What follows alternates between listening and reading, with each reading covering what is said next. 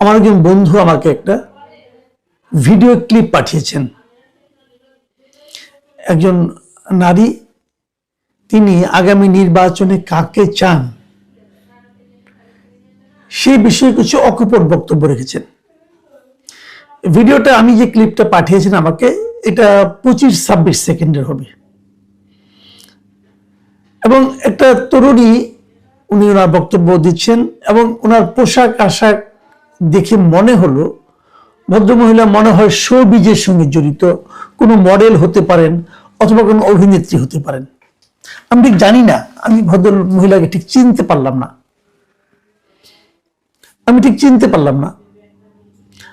এবং চিনতে না পারাটা অবশ্যই আমার অযোগ্যতা, কিন্তু আমি আসলে এই শোবিজ সম্পর্কে আমার ধারণা যে খুব স্পষ্ট এবং খুব সাম্প্রতিক, অনেককে যে আমি চিনি সেরকম দাবি আমি করতে পারি না।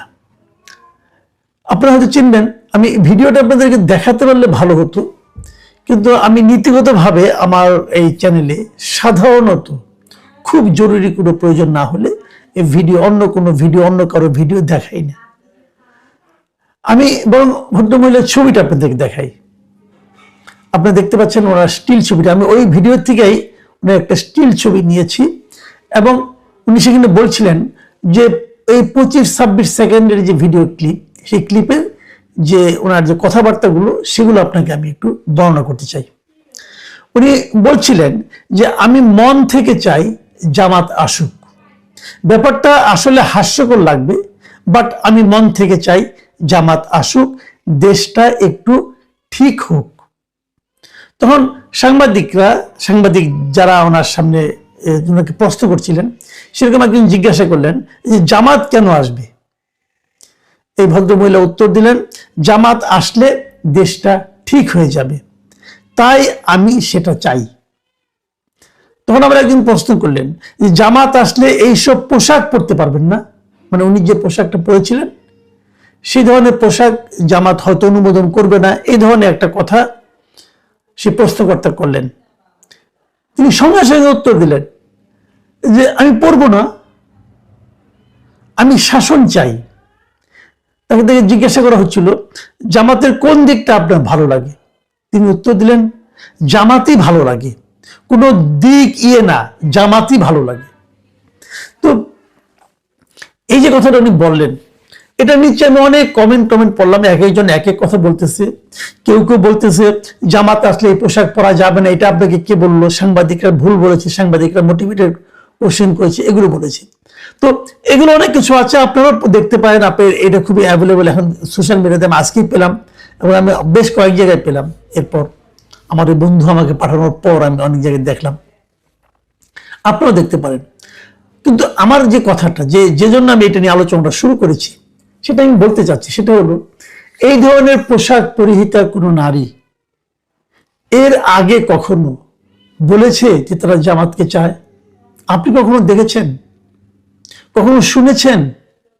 আমি শুনিনি। এবং এর সঙ্গে আমি একটু মেলাতে চাই যে ঢাকা বিশ্ববিদ্যালয় এবং অন্যান্য বিশ্ববিদ্যালয়, প্রথমে ঢাকা বিশ্ববিদ্যালয়, তারপর অন্যান্য বিশ্ববিদ্যালয়ের নারী হলগুলোতে, মেয়েদের যে হলগুলো আছে, সেই সব হলের মেয়েরা ইসলামী ছাত্র শিবিরকে ব্যাপকভাবে ভোট দিয়ে জয়যুক্ত করেছে। আমি আমার যে অভিজ্ঞতা ইসলামী ছাত্র শিবির সম্পর্কে, নারীদের মন মানসিকতা সম্পর্কে এবং জামাত সম্পর্কে, দেশের রাজনীতি সম্পর্কে, আমি আগে কখনো কিন্তু এ ধরনের রেজাল্ট হবে বলে ভাবিও নি। মেয়েদের হলে ইসলামী ছাত্র শিবির জিতবে, এটা আমার চিন্তার বাইরে ছিল। যখন জিতে গেল, তখন তো আমি নিজে একটু খোঁজখবর নেওয়ার চেষ্টা করেছি এবং আমি জেনেছি মেয়েদের ভোটেই তারা জিতেছে। কেউ বলেনি, যারা হেরেছে তারাও বলেনি যে মেয়েদের এই হলগুলোতে কোনো ধরনের ভোটের কারচুপি হয়েছে। কাজেই এই যে মডেল, আমি ধরে নিচ্ছি উনি মডেল, অথবা ধরে নিচ্ছি শোবিজের তারকা, এই মডেল যখন বলেন যে উনি চান জামাত জিতুক, তখন কিন্তু আমার যে বন্ধু আমাকে পাঠিয়েছিলেন, আমার ধারণা উনি অবাক হয়ে আমাকে পাঠিয়েছিলেন। আমি কিন্তু আমার এই বন্ধুর মতো অবাক হইনি। যদি বন্ধু অবাক হয়ে থাকেন, আমি জানি না উনি কি করেছেন, ওনার সঙ্গে আমার আলোচনা হয়নি, আমি কিন্তু অবাক হইনি। আমি অবাক হইনি এই কারণে, তোমার তৎক্ষণাৎ মনে পড়ে গিয়েছিল যে বিশ্ববিদ্যালয়ের হলগুলোতে তারা উচ্চ শিক্ষিত তো অবশ্যই, তারা যদি ইসলামী শিবিরকে ভোট দিতে পারে তাহলে এই নারী কেন বলতে পারবে না যে তার জামাতকে ভালো লাগে? সে চান যে জামাত আসুক। এবং সবচেয়ে এখানে সিগনিফিকেন্ট যে শব্দটা, যে বাক্যটা, সেটা আমি আপনাদের সঙ্গে শেয়ার করতে চাই। সে বাক্যটা হলো যে উনি চান দেশটা একটু ঠিক হোক। তার মানে দেশটা এখন যেভাবে চলছে, অথবা দেশটা গত কয়েক বছর যেভাবে চলেছে, উনি সেটাকে ঠিক ভাবছেন না। এবং জামাত যে ঠিকভাবে চালাতে পারবে, জামাত এলেই যে ঠিক হবে, এটাও কিন্তু উনি জানেন কিনা আমি জানি না, আমিও জানি না, এটা কেউ জানে না কি করবে জামাত। কিন্তু উনি যেহেতু আগে দেখেছেন যে ঠিক হয়নি, হয়তো উনি বিকল্প শক্তি হিসাবে জামাতকে বিবেচনা করছেন। আপনারা হয়তো বলবেন উনি মোটিভেটেড হতেই পারে। আমরা যারা আওয়ামী লীগ করি, আমরা যারা বিএনপি করি, আমরা যারা জাতীয় পার্টি করি, অথবা আমরা যারা গণ অধিকার পরিষদ করি, আমরা যারা বাম পলিটিক্স করি, আমরা সবাই তো মোটিভেটেড, তাই না? আমরা তো কোনো না কোনো ভাবে প্রভাবিত, এটাই তো স্বাভাবিক। তো আমি যদি বাম পলিটিক্সের প্রতি মোটিভেটেড হতে পারি, আমি যদি সিপিবির প্রতি মোটিভেটেড হতে পারি, বাসদের প্রতি হতে পারি, তাহলে এই নারী কেন জামাতের প্রতি হতে পারবে না? তার সে অধিকার তো আছে। কিন্তু আমার এখানে আলোচনাটা হলো যে আমাদের যে অন্য পলিটিক্যাল পার্টিগুলো আছে, তারা এই ভিডিওটাকে কিভাবে নিচ্ছে। খুব সহজ একটা পদ্ধতি হলো এটাকে পাত্তা না দেওয়া। এবং আমি মনে করি এটা হলো সবচেয়ে ঝুঁকি পদ্ধতি, সবচেয়ে বেশি ঝুঁকি এই পদ্ধতিতে, যে এটাকে পাত্তা না দেওয়া। গণতন্ত্রের রীতি হলো প্রত্যেকটা ছোট ছোট বিষয়কে পাত্তা দেওয়া, তাহলে গণতন্ত্রে আপনি ভালো করবেন। যে গণতান্ত্রিক পদ্ধতিতে নির্বাচন হয়, আপনি যদি সেই নির্বাচনে ভালো করতে চান, আপনার প্রথম লক্ষ্য হবে যে আপনার গাড়ির যে ড্রাইভার, আপনার বাসার যে চাকর বলেন আপনি, অথবা গৃহভৃত্য বলেন, তিনিও কি বলেন এবং উনি এটা কেন বলেন সেটা চিন্তা করা। কারণ আপনাকে মাথায় রাখতে হবে, আপনি বড় নেতা, আপনার বাসায় যে গৃহকর্মী সে ছোট মানুষ, হয়তো আপনার কাছে কীট পতঙ্গের মতো, কিন্তু গণতন্ত্রের ভাষায় উনারও এক ভোট, আপনারও এক ভোট। এখন উনি যদি ভাবেন এটা হওয়া উচিত, আপনাকেও ভাবতে হবে যে এই দেশের একজন নাগরিক যিনি আমার বাসায় গৃহভৃত্যের জবটা করছেন, তিনি কেন ভাবছেন, তিনি আমার মধ্যে কি এমন কমতি দেখেছেন যে কারণে উনি আরেকটা দলকে চাচ্ছেন। তিনি কেন মনে করছেন ওই দলটা ক্ষমতায় আসলে দেশটা একটু ঠিক হবে। আমি কি এমন করেছি অথবা করছি যা দেখে উনি আস্থা রাখতে পারছেন না আমার উপর, ভাবছেন আমি ক্ষমতায় গেলে আমি দেশটাকে ঠিক করতে পারবো না। কোথায় ঘাটতিটা? যেমন ধরেন ওনারা কিভাবে বুঝেন আমি বলি, ওনারা তো আর গস ফিতা নিয়ে বসেন না, মাপেন না, ওনারা কিভাবে বুঝেন? যেমন ধরা যাক একটা প্রত্যন্ত অঞ্চলে ছাত্রদলের একজন লিডার, উনি যে একটা বাড়িতে ধরেন উনি যে একটু ধমকি দিল, দিয়ে বললো তোমার এই যে রাস্তাটা, এই রাস্তাটা আমার, আমি দখল করব, আমরা ক্ষমতায় আসতেছি, তোমার বাবা মারা গেছে, তাতে কি হয়েছে, সে এক সময় আওয়ামী লীগ করতো, অতএব তোমাদের তো আপনাদের থাকতে দিয়েছি এই তো বেশি, বলে রাস্তা দখলের চেষ্টা করলো। আমি কিন্তু এটা বানিয়ে বলছি না, এটা আমি আমার অভিজ্ঞতা থেকে বলছি। করলো এই ঘটনাটা।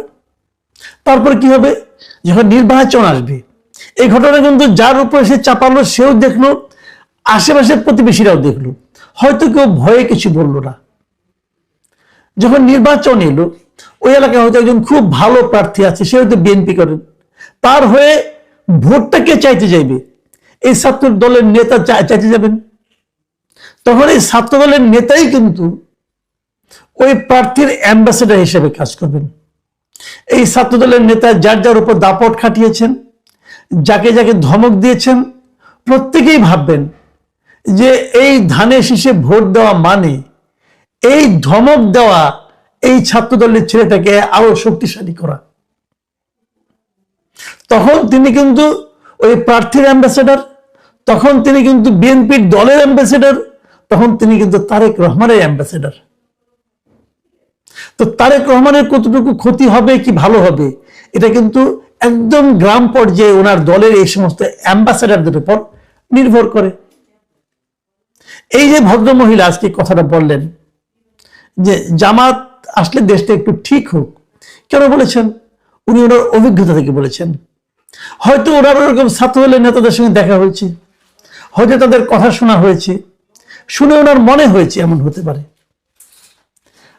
বিএনপি কথা বলি অথবা অন্য যে কোনো দলের কথা বলি, আপনারা কি এই বিষয়গুলো সম্পর্কে ওয়াকিবহাল? আপনারা কি জানেন যে সারা দেশে আপনার প্রতিনিধিরা কি করছে? সামনে নির্বাচনের আর 2 সপ্তাহ থেকে 3 সপ্তাহ বাকি আছে। এই 3 সপ্তাহের মধ্যে আপনারা কি এগুলো রিপেয়ার করতে পারবেন? যদি না পারেন, আর যদি ভাবেন লোকের হাতে বিকল্প নেই, লোক আমাকে ভোট না দিয়ে কাকে ভোট দিবে, আপনি যেরকম ভাবেন, সেই ভাবনাটা কিন্তু এই ভদ্রমহিলাকে স্পর্শ করতে পারবে না। এই ভদ্রমহিলা কিন্তু এই পোশাক পরে সে জানবে যে এই পোশাক তাকে পরতে দেওয়া না হতে পারে। জামাত কিন্তু বলেনি আমি অন্যের পোশাকের উপর হাত দিব, কিন্তু তাকে সাংবাদিকরা ভয় দেখিয়েছে যে আপনি তো এই পোশাক পরতে পারবেন না। তারপর সে বলছে, তৎক্ষণাৎ বলছে পরবো না, কিন্তু তাও আমি যে দেশটা একটু ঠিক হোক। দেশ ঠিক হওয়ার জন্য কেন তারা একটা ইসলামপন্থী দলের উপর নির্ভর করছে? এই প্রশ্নটা আমি আমাদের গণতান্ত্রিক যে দলগুলো আছে, যারা নাকি ইসলামী শাসনতন্ত্র কায়েম করতে চায় না, যারা একটা আধুনিক গণতান্ত্রিক শাসন কায়েম করতে চায়, তাদের কাছে করতে চাই। আপনারা বোঝার চেষ্টা করুন দেশের মানুষ এখন কি ভাবছে। আপনারা বোঝার চেষ্টা করুন দেশের সাধারণ মানুষ, দেশের নারী সমাজ, দেশের এই ধরনের আধুনিক পোশাক পরা নারীরাও কি ভাবছে, কি বলছে, কেন ভাবছে, কেন বলছে। যদি এটা আপনারা নোটিশে নেন আপনাদের, তাহলে আমি মনে করি গণতন্ত্রের জন্য ভালো কিছু হবে। আর যদি ভাবেন ওই একজন, ওর মাথার কোনো ঠিক নাই, তাহলে কিছুদিন পরে দেখতে পারবেন আপনাদেরও মাথা ঠিক নাই, তারা এটা প্রমাণ করে দেবে।